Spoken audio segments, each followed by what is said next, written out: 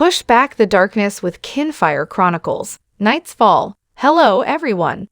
Welcome back to my channel. I hope everyone is having a nice day. Before we begin the video, please subscribe and give the video a thumbs up. The best ghost stories are the ones that understand the drama underpinning the chills. After all, ghosts can't hurt you, so there has to be something else that drives the tension. Smuggle in some gothic melodrama atmosphere, and you have yourself a ripping yarn about the past refusing to stay dead and the tragedy of loss. Leave it to Steven Soderbergh, one of our most playful filmmakers working today. Soderbergh takes the ghost story and leans into the tragedy of most of them. Presence isn't a horror story but a poignant look at a fractured family.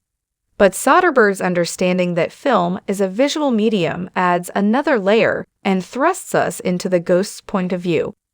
Throughout Presence, we see everything from the ghost's point of view. The camera work, also by Soderbergh, nakedly puts us, the audience, in the role of the ones haunting the family.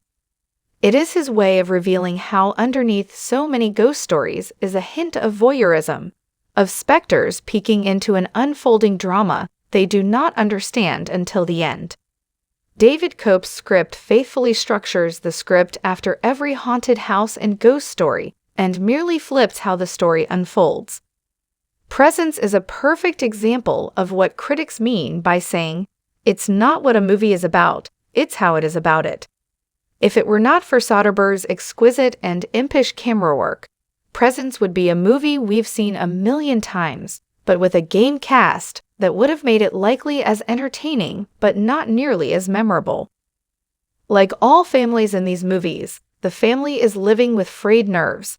Rebecca, Lucy Liu, the mother, is focused on ensuring her son Tyler, Eddie Midday, has the best opportunities and ensuring her family stays upwardly mobile. Her husband, Chris Sullivan, worries that his wife might be too focused on their bank account bottom line and unnerved by how he has to remind Rebecca they also have a daughter, Kalina Liang. Soderbergh takes this family and uses the camera as the unforgiving eye. It never leaves the house, giving us a fragmented view of the family. Scenes fade to black, almost as if we cannot bear to witness anymore. And characters come into the house that we do not recognize and must be introduced.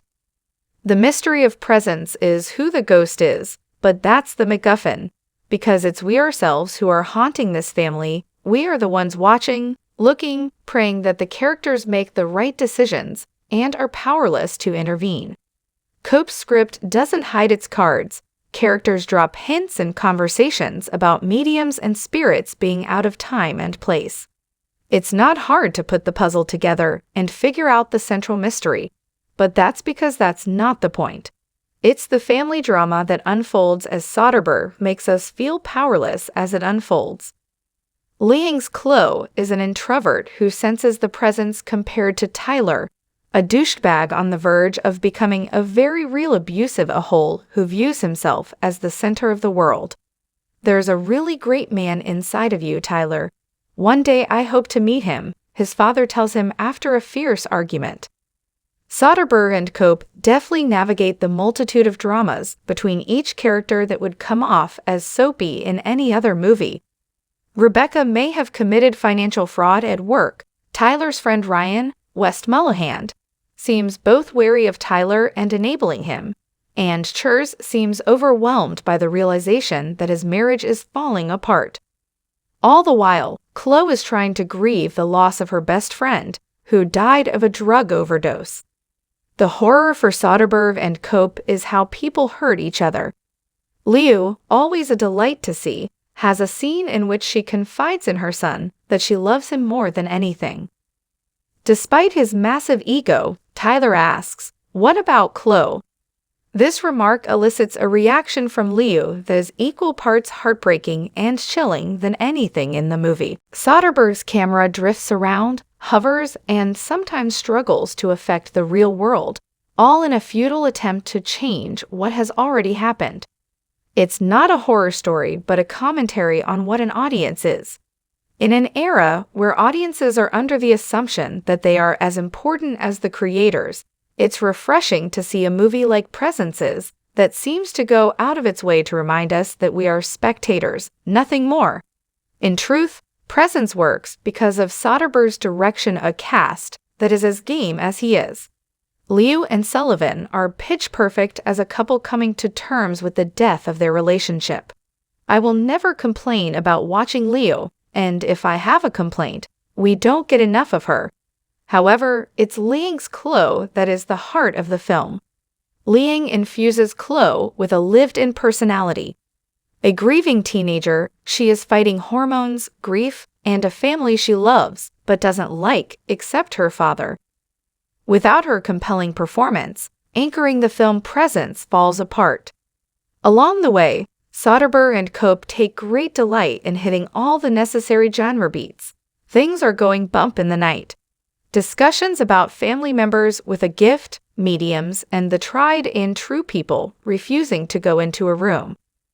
Like all great directors, he brings in favorites for small roles before having their exit stage left. The most notable is Julia Fox, as Cease, the realtor, is the first person we see and leaves far too quickly for my liking. Yet that's the joy of Cope's script. These characters feel lived in enough that you want to spend more time with them despite them merely fulfilling the genre's script beats. I appreciated how Cope's script has a dry sense of humor. The most memorable is how Carl, Lucas Papalia's, gently urges the family to drop the small talk because his wife and medium, Lisa Natalie Woodlamstor, is on her lunch break. Presence delights in its premise, giving us red herrings as to who the ghost may be. But even with the final answer, the ending reminds us who the true intruder was, us.